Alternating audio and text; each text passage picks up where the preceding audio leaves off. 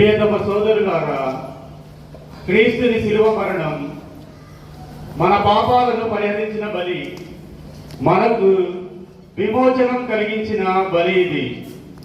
మన పాపాన్ని తుడిచివేసి రక్షింపగల బలి ఈ ప్రపంచంలో మరొకటి లేదు. ఇంత గొప్ప బలిని ఆనాటి ఆరాధనలో మనం స్మరించుకుంటున్నాము. ఈ ఆరాధనలో 3 భాగాలున్నాయి. మొదటిది దైవ వాక్యార్చన, రెండవది శిలువ ఆరాధన, మూడవది దివ్య సప్రసాద స్వీకరణ. ఈ సాంగ్యములలో మనము దుఃఖపూరిత మౌనముతోనూ నిండిన హృదయాలతో పాల్గొందాం.